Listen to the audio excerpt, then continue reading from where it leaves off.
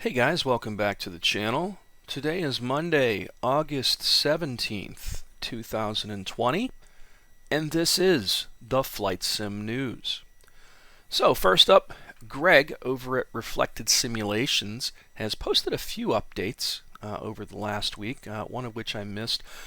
This one was just today, and it's a major update coming to all of his campaigns. He says some of his first campaigns are going to turn 2 years old, and since then he's learned so much about the mission editor. Some of the things he's going to change: interactive triggers. Until now, most triggers were timer, location, distance based. Where applicable, I changed some of them to user input based. This way missions will feel less scripted and more immersive, like it's really you in the cockpit living through the events. Number two, and he and I talked about some of this, adding more user guidance. I used to assume that it's enough if I put all information needed to complete the missions in the briefing text or kneeboard cards. These missions are often complex, however, and crucial information can go unnoticed easily. So I added some in-game guidance to make sure nobody misses anything important that would break the mission. This is the one I have a little bit of trouble with, though. Revised campaign progression. Until now, it was enough to survive for 10 minutes for the mission to be successful. Now you need to meet the following criteria. Takeoff. Finish the mission with your pilot being alive. Fair enough. Finish the mission over friendly territory before or after entering enemy territory. It doesn't matter. Some missions involve flying across water, like when your base is in England and if you fly back from France. If air-sea rescue is available and you call them, and they reply, then finishing the mission over water with your pilot be alive may result in a success. It's never certain, so it's best to make it to the coastline, but you'll have a chance to be rescued. And then he mentions that he's added a safeguard to prevent the campaign to progress backwards. Not sure how that would happen.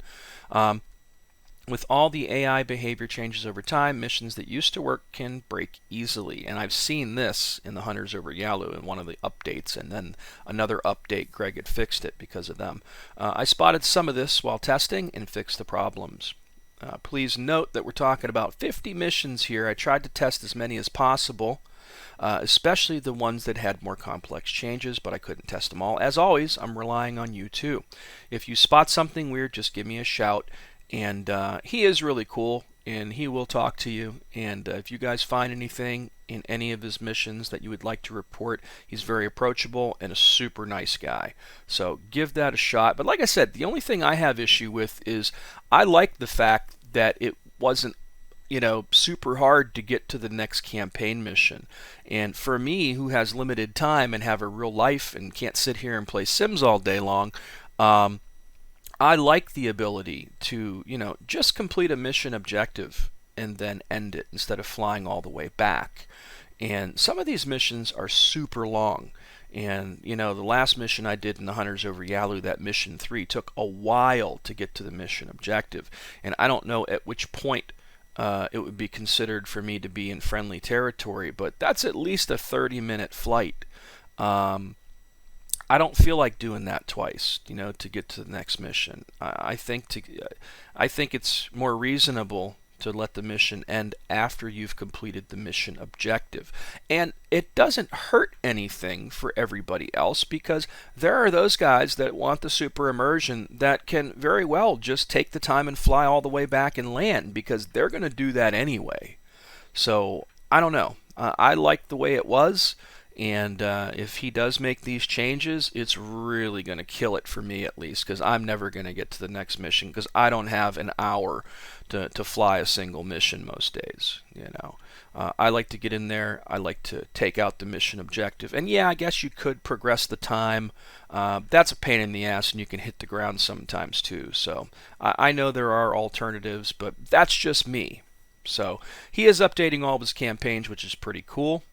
And then the other thing he posted on the 11th is he's in the middle of final testing for Herito. That's his new Focke-Wulf 190A-8 campaign. And he's been talking about this for a while. I don't have the 190A8, or I would be checking this out. But he's got a bunch of images, and like I said, he's been talking about it for a while. and it looks like it's finally coming together. So I'll throw a link to this in the video description as usual, and you can check it out for yourself. Next up, I like to highlight community members who create different videos highlighting the games that we all love and fly, like DCS and Flight Simulator and IL2, all the flavors. And this is one I happened upon called Red Flag Quick Guides, and it's by Red Flag. And he's only got 7 subscribers, so go give this guy some love. It looks like a pretty cool video.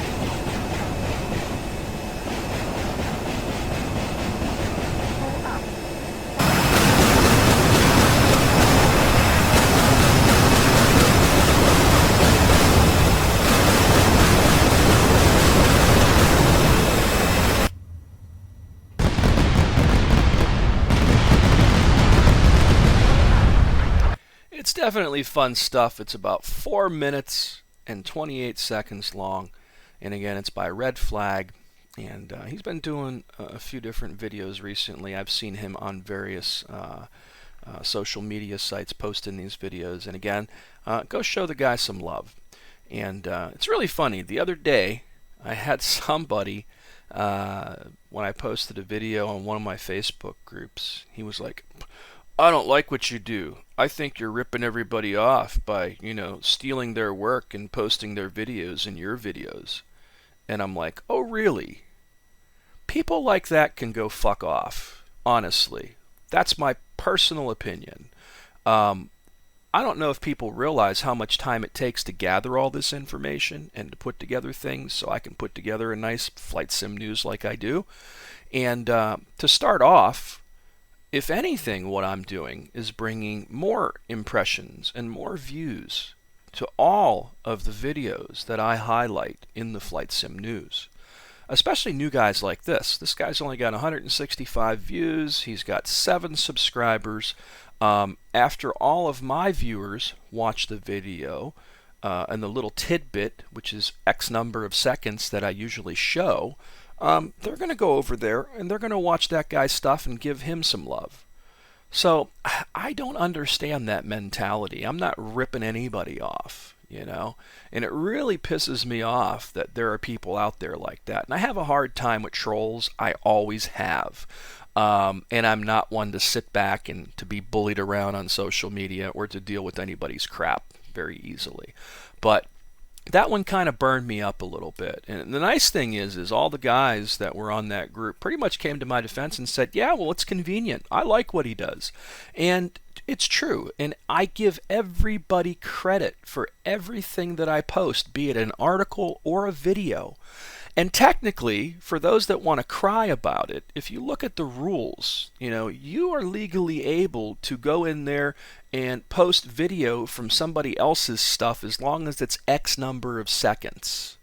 So I don't think I've ever broke those rules, number one. And number two, I've clearly highlighted stuff for other people's YouTube channels and brought them viewers in the process. So it's not like I'm stealing views from them. I'm not showing the entire video. I don't know. It's just one of them little things that burns me up because I really hate stupid people. And, there are those people out there that just shout their mouth off like that and really don't even know what the hell they're talking about. If anything, what I'm doing is a service to the community first and foremost. And second, it's bringing everybody whose videos I highlight extra views. And again, not one person has ever told me, hey, you know what, don't do that with my videos.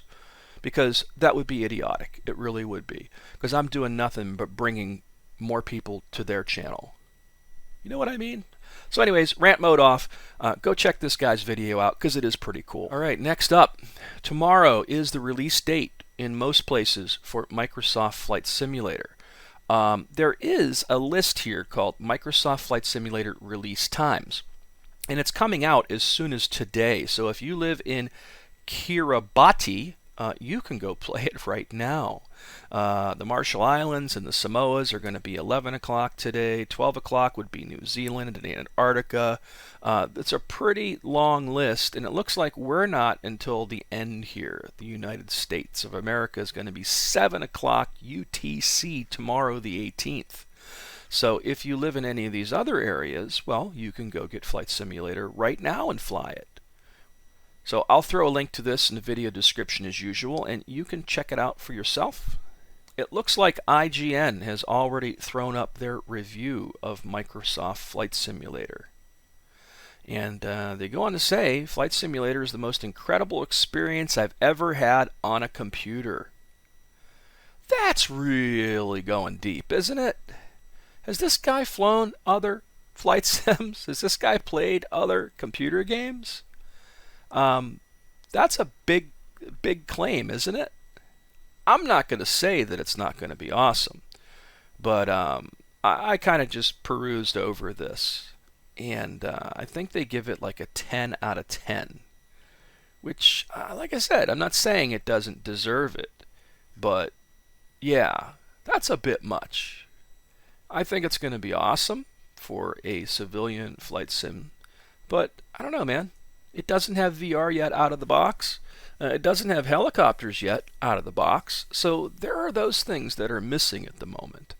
I guess it's going to take me flying the real thing, and I'm going to get my hands on it tomorrow after work, and I'm going to get in there and put together a first impressions video, and I'm just going to get the Game Pass version. I'm not investing in it yet.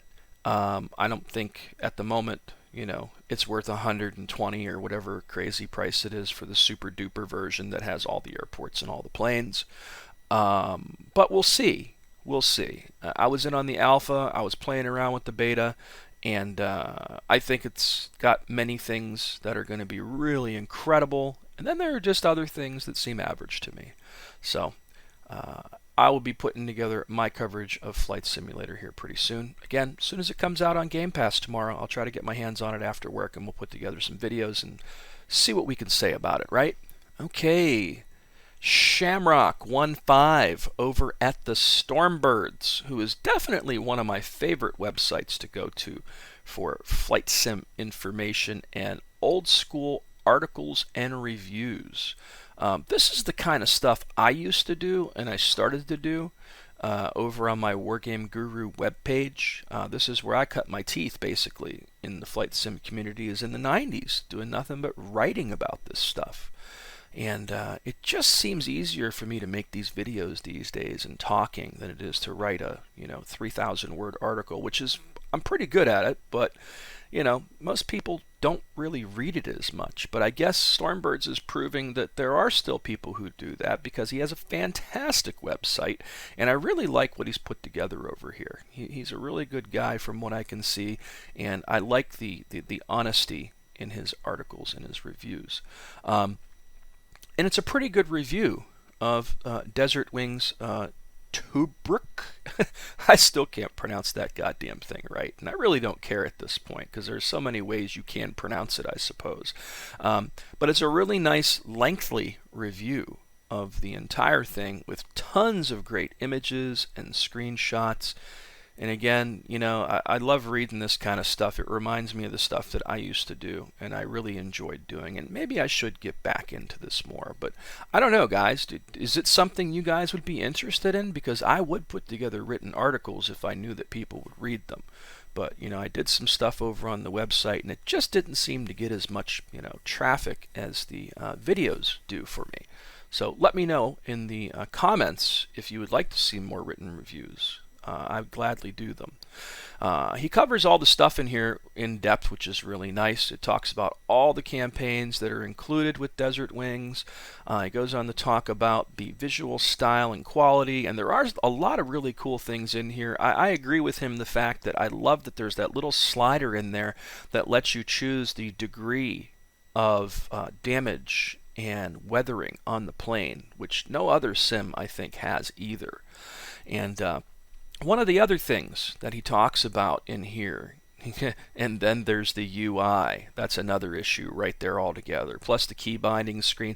It's like everything that I could really bitch about, he has bitched about as well. And I won't say bitched about, because he does it in a very, respectable way. But yeah, like the UI is terrible. Setting up a joystick and throttle and stuff, that whole setting up the controls thing really can be a pain in the ass. But I think the other thing that we agree upon too is that it's really chocked full of content. And that is why I like Desert Wings at the moment, because there's a lot to do in there, and I can find something to do to keep me busy. And the damage model is pretty good in this as well. But then there's the AI. And this is another area that we agree upon. And I'd noticed this myself, and I wasn't sure if I was just seeing things or if I did something wrong. But Shamrock15 mentions it here in the article, and there's a bunch of videos I've been watching. Robin, I can't remember his name, starts with a T. I watch his videos as well, and he was saying the same thing. And the problem is the AI is really good in this, but sometimes it's too good. Sometimes you're flying along, and then all of a sudden, like I was flying behind some 111s, and I was able to take the first few out, and then one of the last ones I happened upon later in the mission, I got right behind him and I was about ready to shoot, and it's almost like he knew I was ready to shoot and started just doing some crazy shit to get out of my way. And it's like, where did this guy come from? Like, none of those other planes were doing that, and all of a sudden this random guy just he's freaking Chuck Yeager up there, you know what I mean? He's just pulling and banking and just staying the hell away, and I could not catch him. It was just like, the difference in the AI at times is all over the place, It's really good for the most part, but then sometimes it's almost unfair. So that's the other thing I noticed about Desert Wings. But overall, he put together a really detailed and fantastic review. And if you want to know everything there is to know about Desert Wings at the moment, in its current release state, I highly recommend checking out his article or review here over on the Stormbirds. It's a fantastic read, and it's very honest and upfront. And again, he talks about everything there is to know about it at the moment, which is good stuff. My review is still forthcoming. I'm going to put something together here in the coming weeks as I get more time with it. But I'll throw a link to this in the video description as usual, and you can check it out for yourself. Alright, our friend Ian Christie is at it again. This time in an A4E Skyhawk Recon by Rocket mission. Morning, YouTube. Sidekick here in my trusty A4 Skyhawk. If you have been following this story, you will no doubt recognize the scene. We are once more in the trench, as we have now named this particular valley. And it's also looking like Checkmate 4 has done a good job with their target. So I think we'll turn around and take a look at Checkmate 2's target and see what we can do to help out there.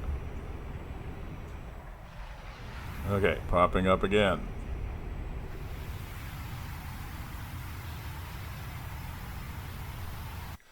As usual, it's a really good video. I'll throw a link to this in the video description as usual, and you can check it out for yourself. Alright, Wags posted another video over the weekend. This one is the F-18C Hornet Expand air-to-ground radar modes. Hey everyone, Wags here from Eagle Dynamics, and in the next update, or potentially the one after, we're going to have an update to the Hornet air-to-ground radar. And that's the expand modes of the air-to-ground map mode. So to get there, we can either go through the master sector map up and now release the TDC, and it creates a sector map. Now with EXP 1 and 2, we can do this out to about 40 miles. For EXP 3, it's about 30 miles. And also, to give it Doppler frequency shift, you don't want to drive directly at the area you want to make a map of. You want to offset to the left or right. Directly ahead, you'll get this blank area, as you can see right here. So in this sector map, we can see a more clear image of Hormuz Island, Bandar Abbas. You can actually really start to make out just a little. This video is about 4 minutes long, and it's pretty in-depth, and it's one of the better ones, I think, that I've seen by Wags that goes into detailing things. He's pretty good at this kind of thing. And again, this is a pretty cool one, and he even says he's not sure if it's going to make it into the next update or the update after, but things are getting pretty promising for the air-to-ground radar now in the Hornet.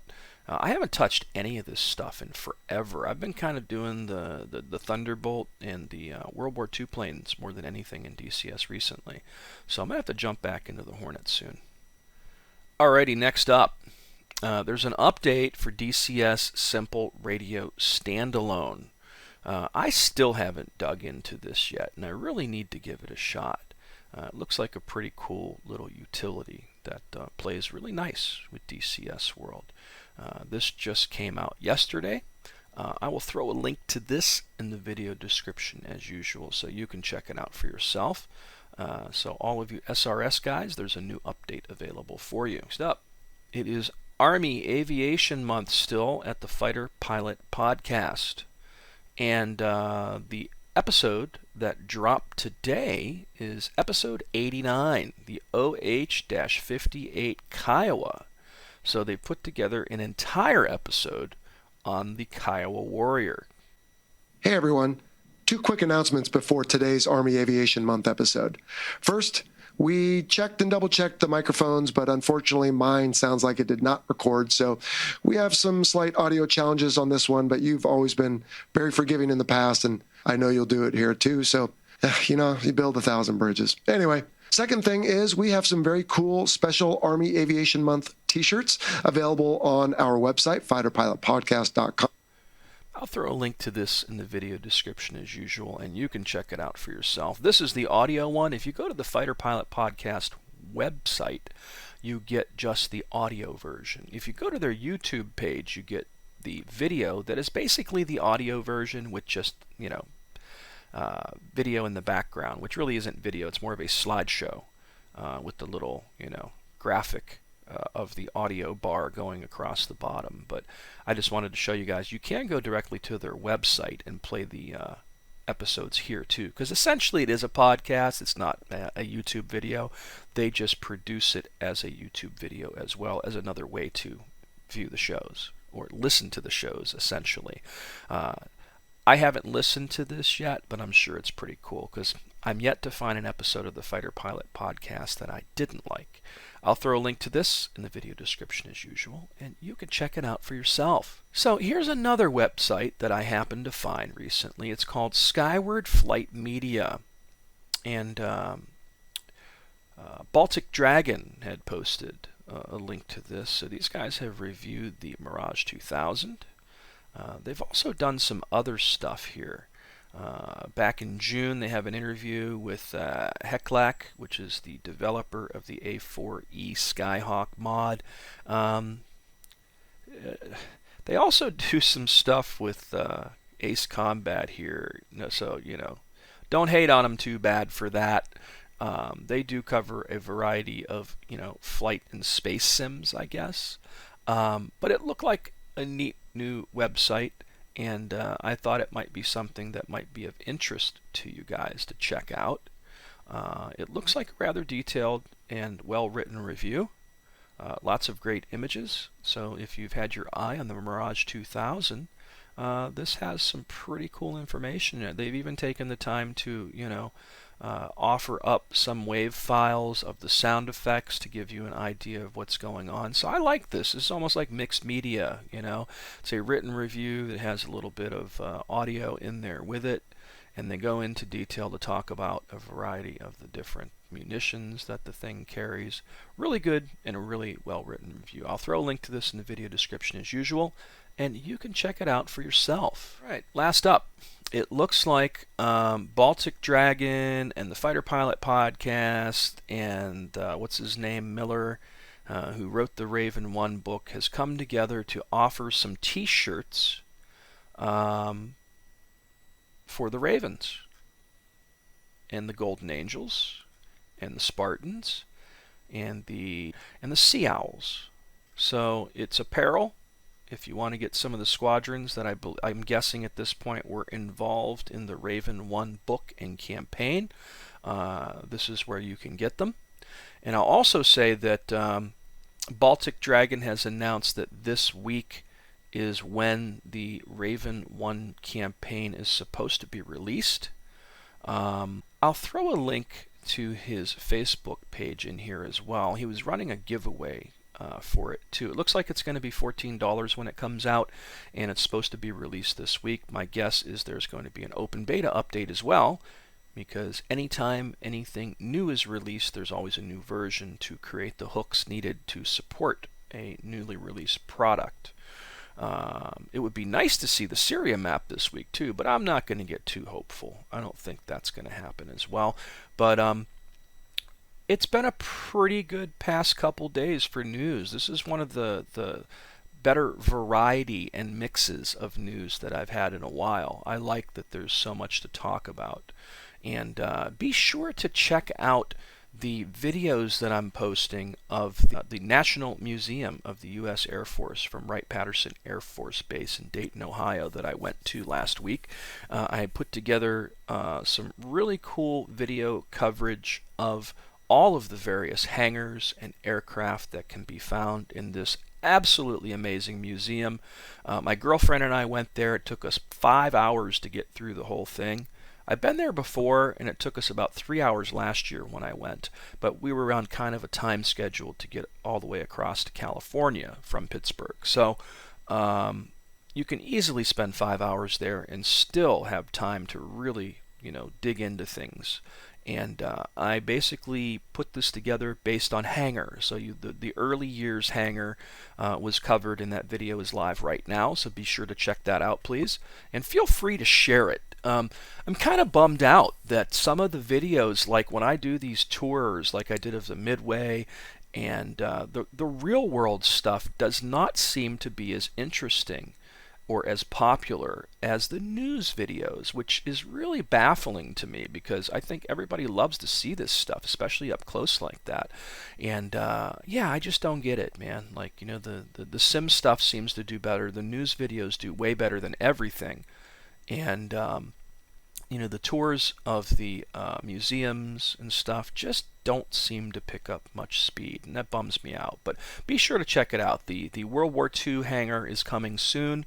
After that will be the Cold War, and then the presidential and experimental aircraft hangar, which has some amazing stuff in it. So definitely check that stuff out, guys. With the Syria map right around the corner as well, I think that'll give us something to do new too. So I'm just going to leave it at that, guys. Be sure to check out these other videos because they really are good stuff, and they take as much time to put together as some of this other stuff, if not more. And I'd really like to see people, enjoy this stuff. It's kind of a bummer when you put something up and it only gets a couple hundred views, because I know it's not that bad, So be sure to, tell your friends, man. Like, I think lately the viewership and the subscriptions have been down too. And it's almost like I'm crawling now to even hit 2,500. I really want to hit 5,000, but it just doesn't seem like that's going to happen anytime soon. So, as always, thanks so much for watching. Please subscribe to the channel. Feel free to hit that like button. And until next time, guys,